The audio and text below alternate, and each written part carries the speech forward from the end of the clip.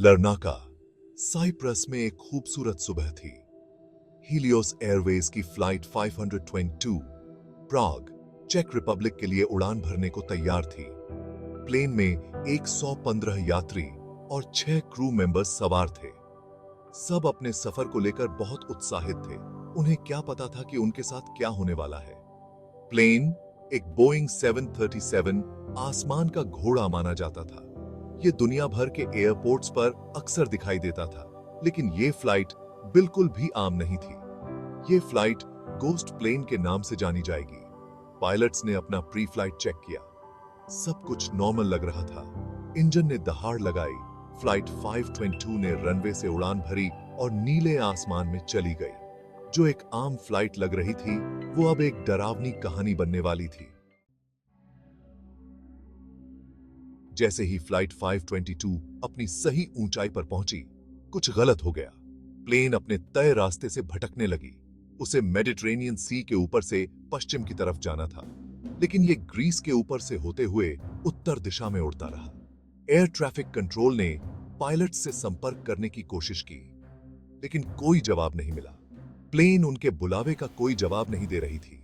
ऐसा लग रहा था जैसे प्लेन भूत बन गई हो, जो चुपचाप अपने रास्ते से भटकती जा रही हो। मिनट घंटों में बदल गए। प्लेन अब ग्रीस के ऊपर थी, लेकिन फिर भी कोई जवाब नहीं आया। फिक्र अब चिंता में बदलने लगी। फिर चिंता ने डर का रूप ले लिया। कुछ तो बहुत गलत था। फ्लाइट 522 में ऐसा क्या हुआ था? पायलट्स जवाब क्यों नहीं दे रहे थे? इसका जवाब, जो इन्वेस्टिगेटर्स को बाद में पता चला, वो बहुत ही भयानक था। पायलट्स बेहोश हो चुके थे। प्लेन ऑटो पायलट पर उड़ रही थी, लेकिन ये एक टाइम बम की तरह था।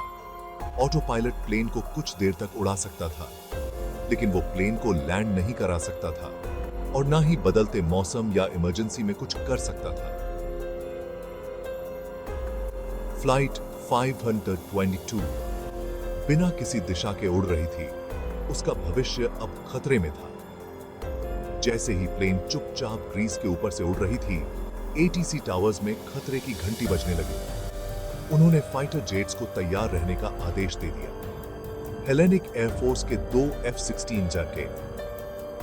F-16 जेट्स को भेजा गया ताकि वो इस गोस्ट प्लेन का पता लगा सके। उनका मकसद था प्लेन को देखकर परिस्थिति का जायजा लेना। F-16 जेट्स ने फ्लाइट 522 को एथेंस के पास जाकर पकड़ा। वो बोइंग 737 के साथ साथ उड़ रहे थे। उनके पायलट्स बोइंग के कॉकपिट के अंदर झांकने की कोशिश कर रहे थे। उन्होंने जो देखा, उससे उनकी रूह कांप गई। प्लेन का कॉकपिट बिल्कुल शांत था। F-16 के पायलट्स ने बोइंग को इशारा करने की कोशिश की। उन्होंने अपनी लाइट्स जलाईं, अपने विंग्स को हिलाया। उन्होंने प्लेन के अंदर मौजूद किसी भी व्यक्ति का ध्यान खींचने की बहुत कोशिश की, लेकिन उनकी सारी कोशिशें बेकार रहीं। फ्लाइट 522 की तरफ से कोई जवाब नहीं आया। प्लेन के अंदर एक भयानक मंजर देखने को मिल रहा था। धीरे धीरे सभी यात्री बेहोश होते जा रहे थे। कारण, प्लेन के अंदर ऑक्सीजन का लेवल कम होता जा रहा था। लेकिन ये ऑक्सीजन लेवल कम क्यों हो रहा था? ये रहस्य और भी गहराता जा रहा था। 3 घंटे तक फ्लाइट 522 एथेंस के ऊपर चक्कर काटती रही। ये एक भूतिया हवाई जहाज जैसा था, जिसके इंजन गर्मियों के आसमान में गूंज रहे थे। लेकिन अब अंत नजदीक था। प्लेन का ईंधन खत्म होने वाला था। अब इसका नीचे गिरना तय था। स्थानीय समय के मुताबिक दोपहर 12:04 पर ईंधन खत्म होने के कारण बोइंग 737 नीचे गिरने लगी। ये बहुत तेजी से नीचे गिर रही थी। ये भूतिया हवाई जहाज अपने साथ सभी को लेकर ग्रामेटिको, ग्रीस के पास एक पहाड़ी से टकरा गई। इस हादसे में कोई नहीं बचा। हीलियोस एयरवेज फ्लाइट 522 के दुर्घटनाग्रस्त होने से पूरी दुनिया में दहशत फैल गई।